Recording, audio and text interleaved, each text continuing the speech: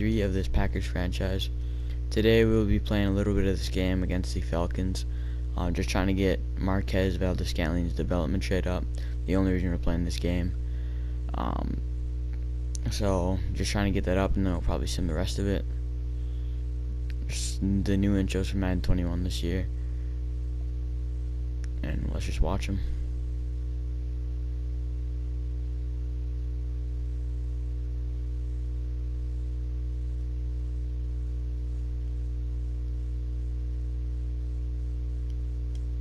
Alright, ready for game time?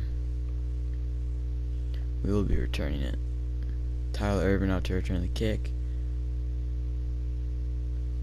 He is the 4th or 5th running back on the depth chart, but the only reason to keep him around is for kick returning duties. Gets it all the way up to the 31, and we have good field position. Let's run a bench dig. Scantling running the hot route, which is the red route. Let's try to find him, lob it up to him, and he makes a catch. So his goal is to either get 2 touchdowns or 100+ yards, and that's 15 there. I think it'll be easier if we go for the 100-yard goal. I don't like his route, so I'm going to audible into a slant, so that's an easier play. Over the middle we have him. He makes a catch. Spin move. Not a spin. But we get the first down. Big gain. 2 for 2 for 41 yards is Rodgers. And let's get Aaron Jones the ball. He's already in the zone.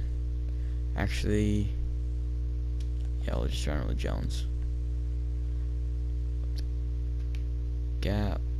Up the middle. Goes down. Big gain. And Corey Linsley is injured. He is our main center though. So that might be bad.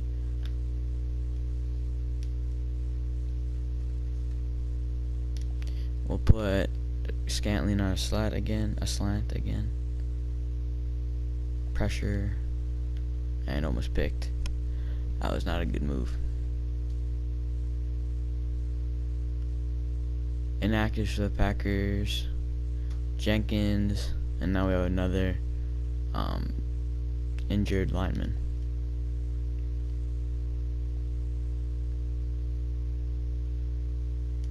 With the middle Scantling touchdown. So 1/2 of the way done for a touchdown part of his goal. So if we just give him another, we can sim the rest of it. First touchdown of the year.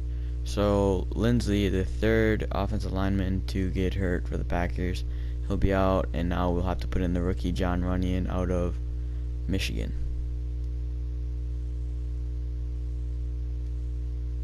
Kick from Crosby is up and good, and we'll just sim defense. And we could probably play it for a little bit. Scott's kick is taken for a touchback. Matt Ryan comes on the field with Julio Jones and Calvin Ridley, and a new addition to the backfield, Todd Gurley. We'll use your Smith.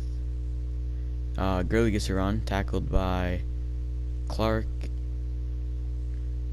Gurley looks like he's slow to get up, but he's fine. Last week he had 94 yards rushing.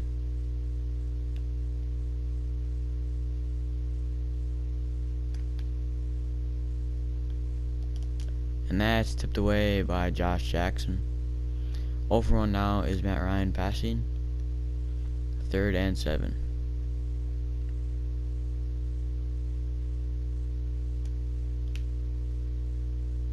And Zadarius Smith takes him down for a sack. First tackle of the day for Smith is a sack.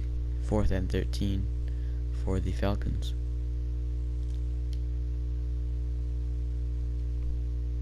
Preston Smith enters his game with 39 career sacks, so if he gets another, he'll be at his 40th career, which would be a good milestone for him. Irvin returns a punt. He might be able to break away. Breaks a couple of tackles and gets all the way up to the 30 of the Atlanta Falcons. Prime spot for Marquez Valdes-Scantling to get his 2nd touchdown of the day.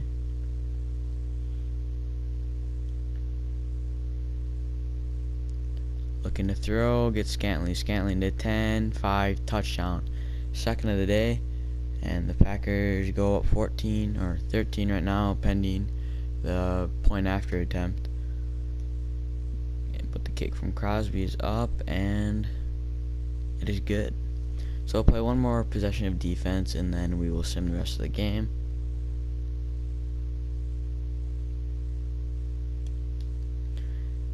J.K. Scott, the punter, comes out to kick.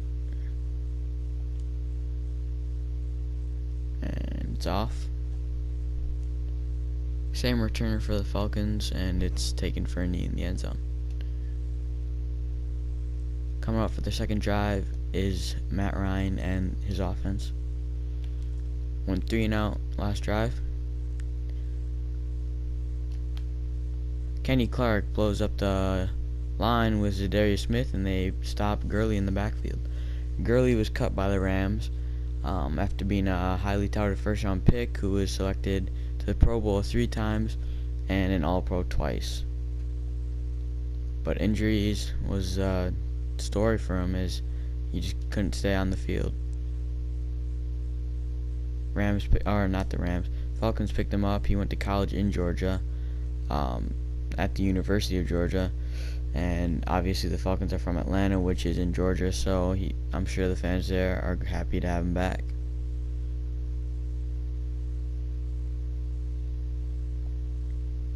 Third and 26. And pressure comes there, and it's going to be 4th and 26 on the 9-yard line. We'll do the punt return and then sim. Let's try to block it. Will Redmond.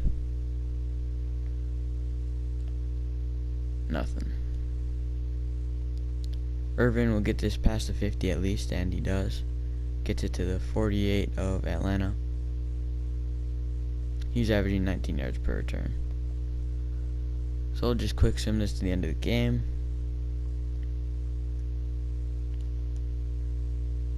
(21-7), 24-7, 24-14, and at the half, the Packers lead 24-17. 31-17 now, Packers lead. And at the end of the fourth, they lead 34-24. Now it's 37-27, 44-27, and the Packers win by a score of 44-27. Packers improved to 3-1, and the Falcons dropped to 3-1 also. So they were 3-0 going into it, and now they're 3-1.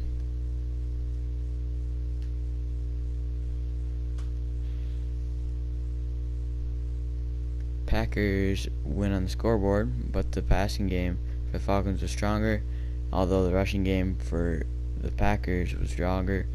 Both teams averaged 6.0 yards per play, and there was not a single turnover.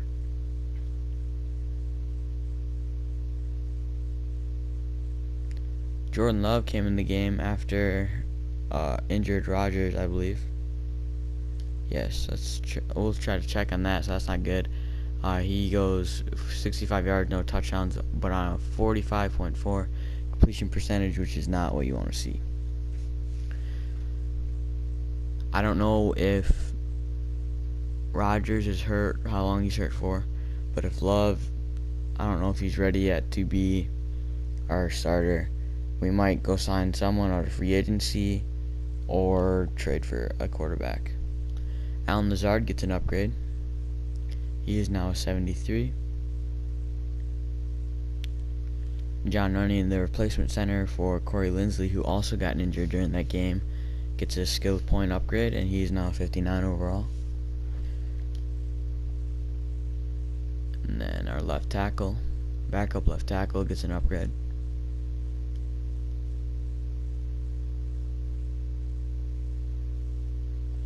And let's see.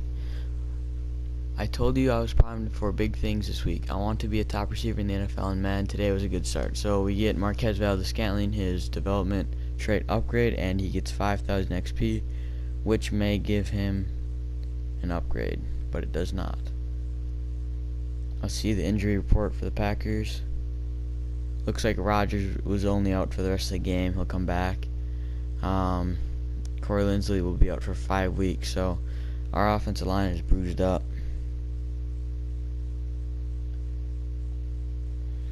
Let's look at who's going to be starting now. That's a bruised up team. The only strong point we have going, or the only starters we have, is Lane Taylor and our star David Bakhtiari. So Love will not have to make the start next week. But let's sim. Packers move to 3-1, and next week is a bye week.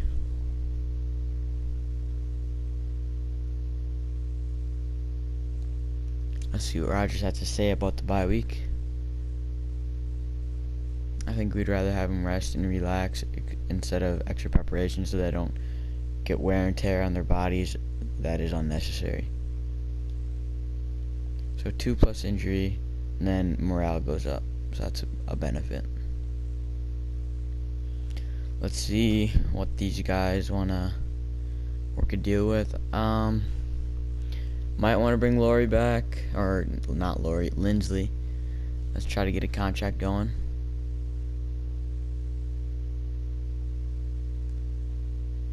Let's try a 2-year contract. 2 years.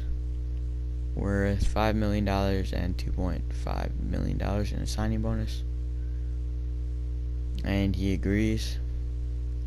Jamal Williams at fullback. Signed to a 5-year deal until he's 30. He'll just be our fullback of the future. Signed for 3.5 and a signing bonus of 1.5. And he likes it, and we have him back. Probably will not be signing Devin Funchess back to another deal. Let's scout some players.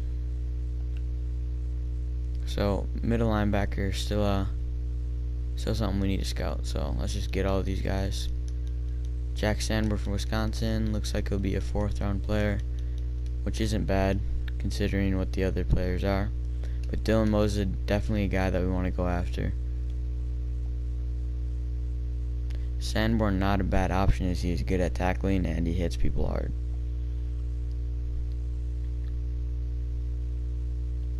Start our weekly training.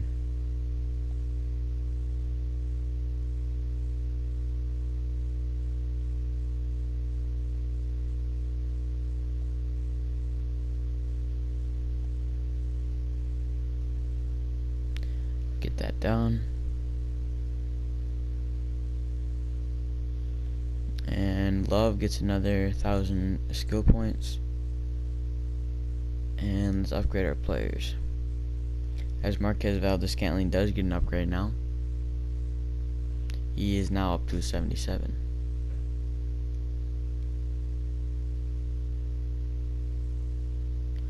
Kevin King moves up 2 overalls. Now he's up to a 76. Josh Jackson goes up an overall.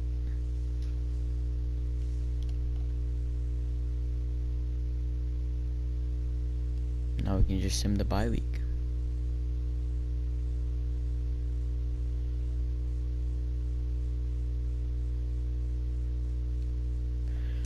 Devontae Adams doesn't look too happy.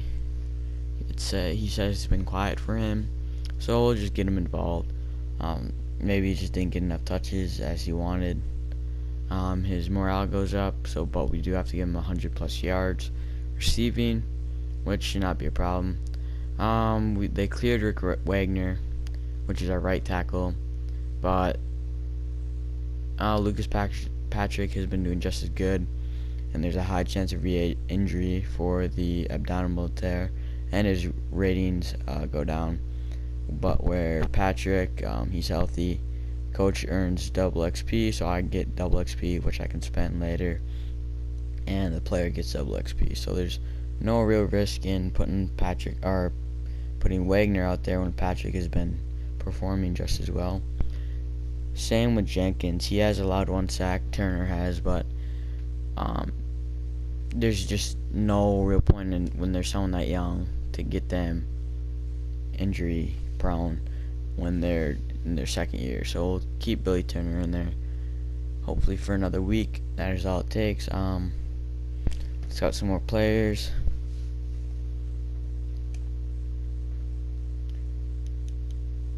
Patty Fisher, someone I like in real life as a player. Tuff Borland is a guy I thought it would be good. And then Amari Burney and Joshua Ross I really like as a players.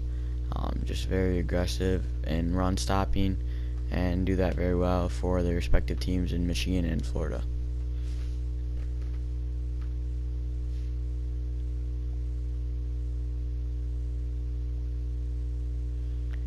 Another week of training. Love has a total of 3,783 XP right now. Valdez Scantling just got an upgrade, so he's not gonna have much. Let's sim this.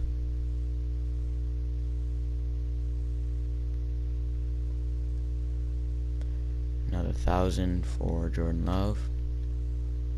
And let's see if we get him an upgrade. As we do, and he's now going to be a 75 overall. Still a scheme fit, so that's what helps him with getting the 1,000 XP. 29th ranked quarterback in the league, so he is our backup, but he's better than some teams' starters. Kiki doesn't go up in overall, but he's now a scheme fit. Dean Laurie goes up in overall. He's also still a scheme fit, as he's now 76, and he is not too bad of a defensive end, as he's now 28th ranked left end in the league. Very solid. I don't think he's in a contract year, but we could look to sign him back. Funches is the only contract right now to just re-sign. We probably want to look towards signing King next, and then bringing some of these guys back just as depth, but maybe not. So now we head to Tampa Bay, taking on Tom Brady and his killer offense in the Buccaneers. They're 2-3 right now. We are 3-1. So we had to Raymond James for a 425 game for week 6. Simulate week 6, and let's see if we improve to 4-1. We do not. We fall by 2 points to the Buccaneers, as we are now 3-2. Let's see if Adams is still mad. Nope, he says we called his number and he didn't do enough to get the win.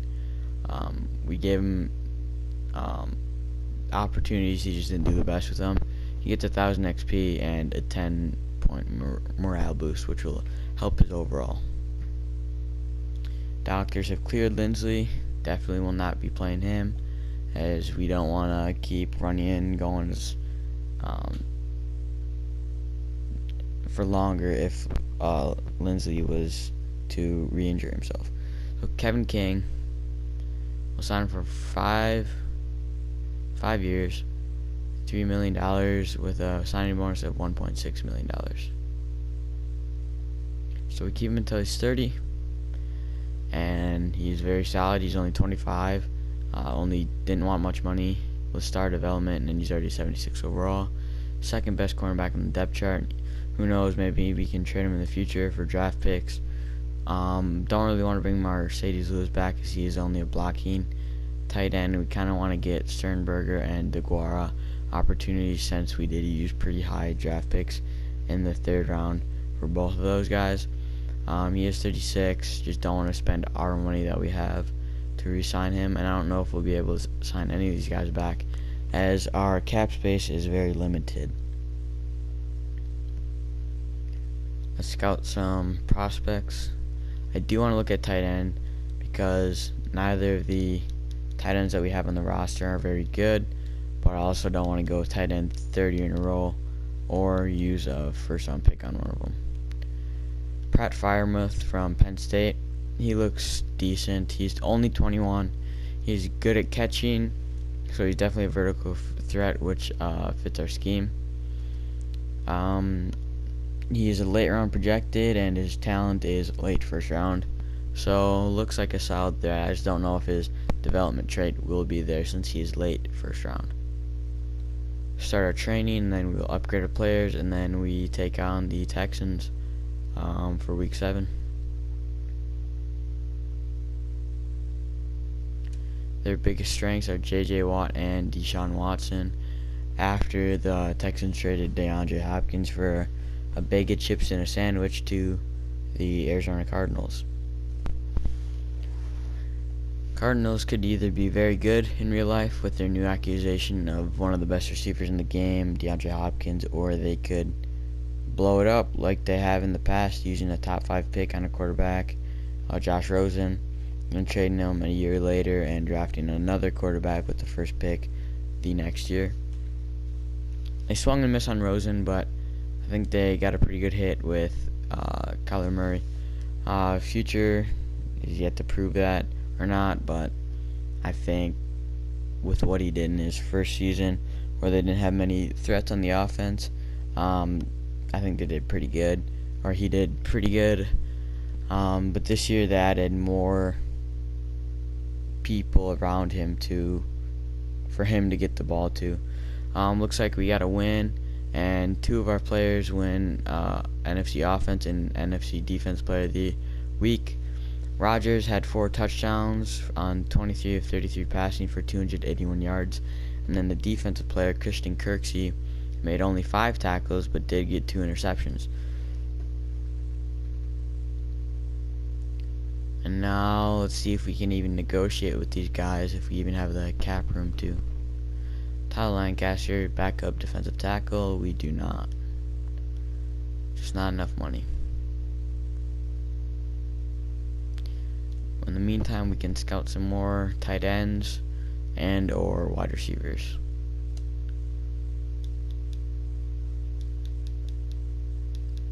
Jake Ferguson, tight end of Wisconsin, projected to go undrafted but has the talent of an early 6th-round pick. Who knows, maybe we could either draft him or sign him out of free agency after the draft. Wide receivers, Devontae Smith out of Alabama, Rashad Bateman out of Minnesota, and Rondale Moore out of Purdue. So 2 Big Ten school guys here, with 2 Alabama wide receivers here in Jalen Waddle and Devontae Smith. Shade Surratt from Wake Forest, Amon-Ra St. Brown, who is the younger brother of current Packer Equanimeous St. Brown. Who knows, maybe we can go for him and have the duo partnered up at the receiving corps. Now let's upgrade our players after we train them. Playing division rival the Vikings next week in week 8. I believe we're at home, as week 1 was against them in their building. Harrison Smith, their biggest threat on defense, with Dalvin Cook being a rushing threat on offense. Dalvin Cook and Aaron Jones are much alike. They both run for a lot of yards each season and for a lot of touchdowns, and they're both very young. The only problem both of them share is that they get injured a lot and can't stay on the field for much. Jones has gotten a little bit better, as last year was almost a perfect year for him with no injuries. But Dalvin Cook has gotten, I believe, season-ending injuries in the first 2 years of his career, and then last year was his first decent year without getting injured too much. A.J. Dillon now up to 71. Jay Sternberger, now our tight end, who we would really like to progress more, is up to a 69 overall. Jonathan Garvin, right outside linebacker, who is also a rookie. Vernon Scott, safety, who was our 7th-round pick this year out of TCU. TCU now has 2 of the best safeties in the country right now, currently. But Vernon Scott made the team. He was a 7th-round pick, and he's looking to impress if Amos was to go down with an injury, or traded him, or cut him, or something goes wrong. He is looking to be the next guy up. Now a 1 p.m. game versus the 1-5 struggling Minnesota Vikings. Next week after that, we go to San Francisco to take on the 49ers, who whooped us in the NFC Championship the year before. And we beat them by 7. And we'll have a week 9 here, and then we will end the video. Let's look at the rest of the wide receivers. Amon-Ra St. Brown, who is the brother of Equanimeous St. Brown. I think I stated that. Chris Olave from Ohio State. Maury Terry and Seth Williams. And then LSU receiver Terrence Marshall Jr. with Tylan Wallace. Charleston Rambo, that's got to be the coolest name out there in the NCAA. Charleston Rambo, sick name. So, just got to train our players, upgrade them, and then we will sim the game against the 49ers. We have a killer tight end in George Kittle, who was born in Wisconsin, Kenosha, and then went to the University of Iowa for his college, and then was drafted by the 49ers and one of the best tight ends in the game. Their biggest threat on defense is cornerback Richard Sherman, who used to play for a division rival of the 49ers, the Seahawks. Made some big plays for them, was part of the Legion of Boom defense, and eventually left for the 49ers.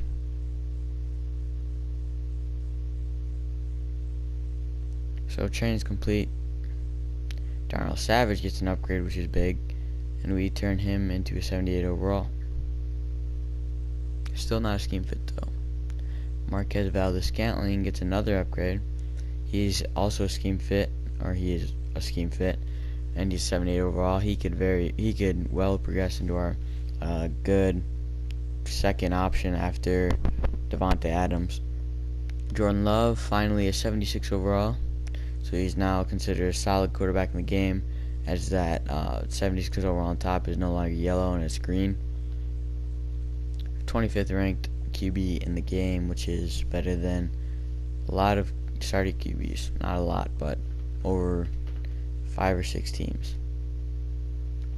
Trayvon Hester up to a 70.